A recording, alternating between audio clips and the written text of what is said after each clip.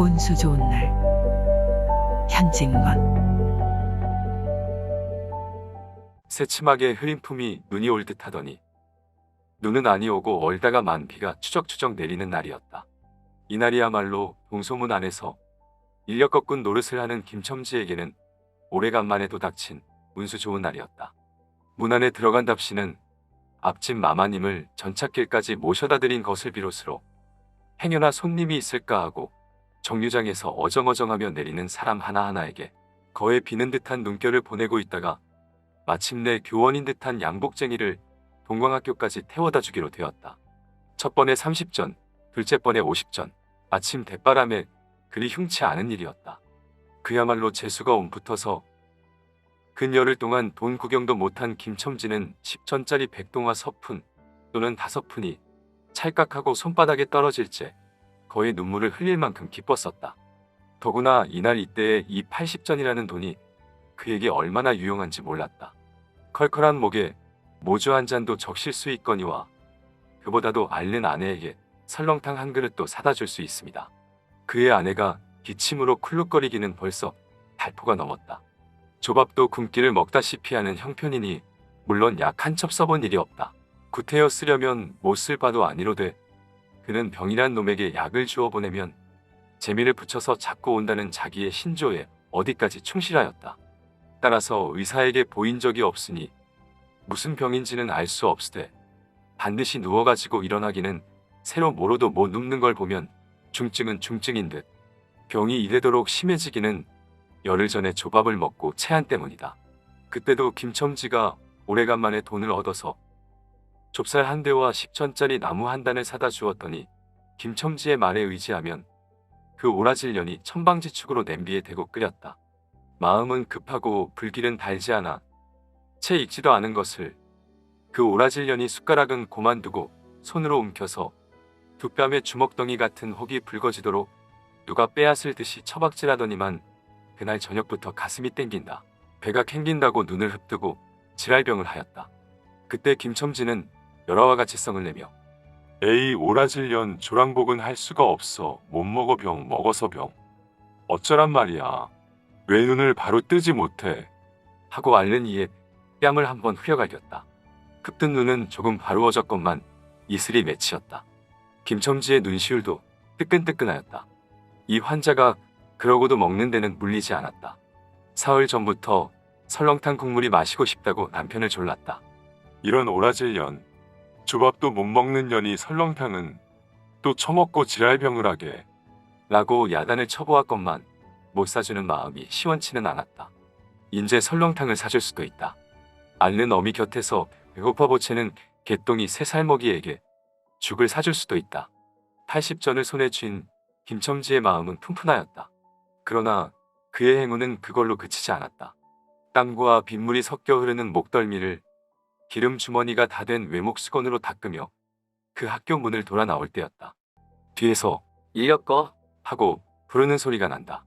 자기를 불러 멈춘 사람이 그 학교 학생인 줄 김첨지는 한 번 보고 짐작할 수 있었다. 그 학생은 다짜고짜로 남대문 정거장까지 얼마요? 라고 물었다.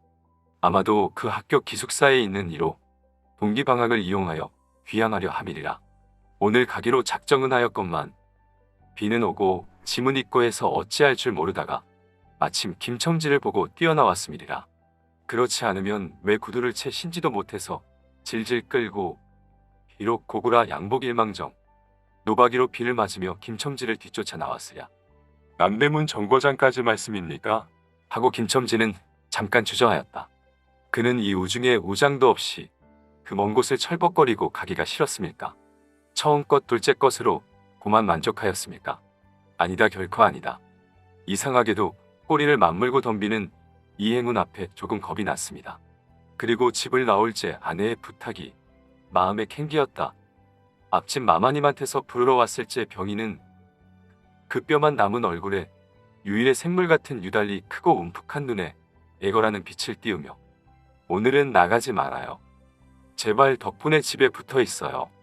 내가 이렇게 아픈데 라고 모기 소리같이 중얼거리고 숨을 걸그렁걸그렁 하였다. 그때의 김첨지는 대수롭지 않은 듯이 아따 젠장 맞을 년. 별 빌어먹을 소리를 다 하네. 맞붙들고 앉았으면 누가 먹여 살릴 줄 알아.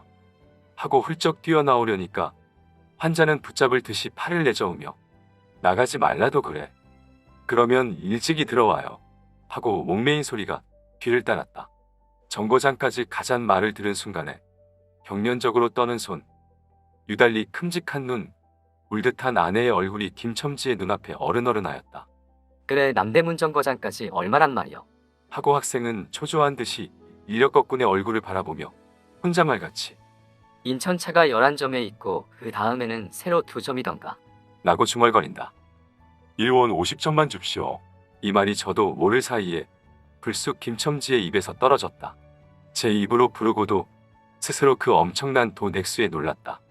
한꺼번에 이런 금액을 불러라도 본 지가 그 얼마 만인가. 그러자 그 돈 벌 용기가 병자에 대한 염려를 사르고 말았다. 설마 오늘 내로 어떠냐 싶었다. 무슨 일이 있더라도 제일 제2의 행운을 곱친 것보다도 오히려 갑절이 많은 이 행운을 놓칠 수 없다 하였다. 이런 50전은 너무 과한데. 이런 말을 하며 학생은 고개를 기웃하였다. 아니오시다. 이수로 치면 여기서 거기가 시오리가 넘는답니다. 또 이런 진날은 좀 더 주셔야지요. 하고 빙글빙글 웃는 차부의 얼굴에는 숨길 수 없는 기쁨이 넘쳐 흘렀다. 그러면 달라는 대로 줄 터이니 빨리 가요. 관대한 어린 손님은 이런 말을 남기고 총총히 옷도 입고 짐도 챙기러 갈대로 갔다. 그 학생을 태우고 나선 김첨지의 다리는 이상하게 거뿐하였다. 다름질을 한다는 이보다 거의 나는 듯하였다. 바퀴도 어떻게 속히 도는지 구른다는 이보다 마치 얼음을 지쳐나가는 스케이트 모양으로 미끄러져 가는 듯하였다. 언 땅에 비가 내려 미끄럽기도 하였지만 이윽고 끄는 이의 다리는 무거워졌다. 자기 집 가까이 다다른 까닭이다. 새삼스러운 염려가 그의 가슴을 눌렀다. 오늘은 나가지 말아요. 내가 이렇게 아픈데. 이런 말이 이미 그의 귀에 울렸다.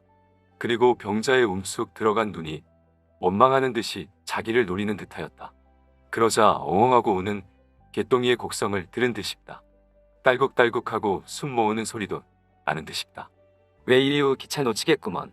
하고 탄 이의 초조한 부르짖음이 간신히 그의 귀에 들어왔다. 언뜻 깨달으니 김첨지는 인력거를 쥔 채 길 한복판에 엉거주춤 멈춰있지 않은가. 예예. 하고 김첨지는 또다시 다름질하였다. 집이 차차 멀어갈수록 김첨지의 걸음에는 다시금 신이 나기 시작하였다. 다리를 제게 놀려야만 쉴 새 없이 자기의 머리에 떠오르는 모든 근심과 걱정을 잊을 듯이 정거장까지 끌어다주고 그 깜짝 놀란 1원 50전을 정말 제 손에 쥐매 제 말 맞다나 심리나 되는 길을 비를 맞아가며 질퍽거리고 온 생각은 아니하고 거저나 얻은 듯이 고마웠다. 졸분하된 듯이 기뻤다. 제 자식벌밖에 안 되는 어린 손님에게 몇 번 허리를 굽히며 안녕히 다녀옵시오. 라고 깍듯이 재우쳤다. 그러나 빈 인력거를 털털거리며 이 우중에 돌아갈 일이 꿈밖이었다. 노동으로 하여 흐른 땀이 식어지자 굶주린 창자에서 물 흐르는 옷에서 어슬어슬 한기가 솟아나기 비롯하며 1원 50전이란 돈이 얼마나 괜찮고 괴로운 것인 줄 절절히 느끼었다. 정거장을 떠나는 그의 발길은 힘 하나 없었다. 온몸이 웅성거려지며 당장 그 자리에 엎어져 못 일어날 것 같았다. 젠장 맞을 것. 이 비를 맞으며 빈 인력거를 털털거리고 도라를 간다. 이런 빌어먹을 제 할미를 붙을 비가 왜 남의 상판을 딱딱 때려.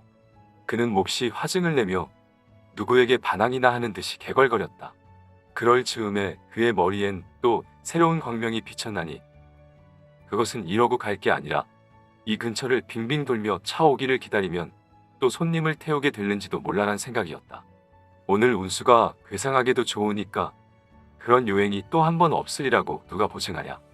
꼬리를 굴리는 행운이 꼭 자기를 기다리고 있다고 내기를 해도 좋을 만한 믿음을 얻게 되었다. 그렇다고 정거장 인력거꾼의 등살이 무서우니 정거장 앞에 섰을 수는 없었다. 그래 그는 이전에도 여러 번 해본 일이라 바로 정거장 앞 전차 정류장에서 조금 떨어지게 사람 다니는 길과 전차길 틈에 인력거를 세워놓고 자기는 그 근처를 빙빙 돌며 형세를 관망하기로 하였다. 얼마 만에 기차는 왔고 수십 명이나 되는 손이 정류장으로 쏟아져 나왔다. 그 중에서 손님을 물색하는 김첨지의 눈엔 양머리에 뒤축 높은 구두를 신고 망토까지 두른 기생퇴물인 듯 악몽 여학생인 듯한 여편네의 모양이 띄었다. 그는 슬근슬근 그 여자의 곁으로 다가들었다. 아씨 인력거 아니 타시랍시오. 그 여학생인지 만지가 한참은 매우 때깔을 빼며 입술을 꼭 다문 채 김첨지를 거들떠보지도 않았다. 김첨지는 구걸하는 거지나 무엇같이 연애연방 그의 기색을 살피며 아씨 정거장 애들보담 아주 싸게 모셔다 드리겠습니다. 댁이 어디신가요? 하고 추근추근하게도 그 여자의 들고 있는 일본식 버들고리짝에 제 손을 대었다. 왜 이래? 남 귀찮게. 소리를 병력같이 지르고는 돌아선다. 김첨지는 어랍시어 하고 물러섰다. 전차는 왔다. 김첨지는 원망스럽게 전차 타는 일을 노리고 있었다. 그러나 그의 예감은 틀리지 않았다. 전차가 빡빡하게 사람을 싣고 움직이기 시작하였을 때 하고 남은 손 하나가 있었다. 굉장하게 큰 가방을 들고 있는 걸 보면 아마 분비는 차 안에 짐이 크다 하여 차장에게 밀려 내려온 눈치였다. 김첨지는 대어섰다. 인력거를 타시랍시오. 한동안 값으로 승강일을 하다가 60전에 인사동까지 태워다 주기로 하였다. 인력거가 무거워짐에 그의 몸은 이상하게도 가벼워졌고 그리고 또 인력거가 가벼워지니 몸은 다시금 무거워졌건만 이번에는 마음조차 초조해 온다. 집의 광경이 자꾸 눈앞에 어른거리어 인재 유행을 바랄 여유도 없었다. 나무 등걸이나 무엇 같고 제 것 같지도 않은 다리를 연애 꾸짖으며 질팡갈팡 뛰는 수밖에 없었다. 저놈의 인력거꾼이 저렇게 술이 취해가지고 이 진 땅에 어찌 가노? 라고 길 가는 사람이 걱정을 할 만큼 그의 걸음은 황급하였다. 그리고 비 오는 하늘은 어둠침침하게 벌써 황혼에 가까운 듯하다. 창경원 앞까지 다다라서야 그는 턱에 닿은 숨을 돌리고 걸음도 늦추잡았다. 한 걸음 두 걸음 집이 가까워 갈수록 그의 마음조차 괴상하게 누그러웠다. 그런데 이 누그러움은 안심해서 오는 게 아니여 자기를 덮친 무서운 불행을 빈틈없이 알게 될 때가 박두한 것을 두리는 마음에서 오는 것이다.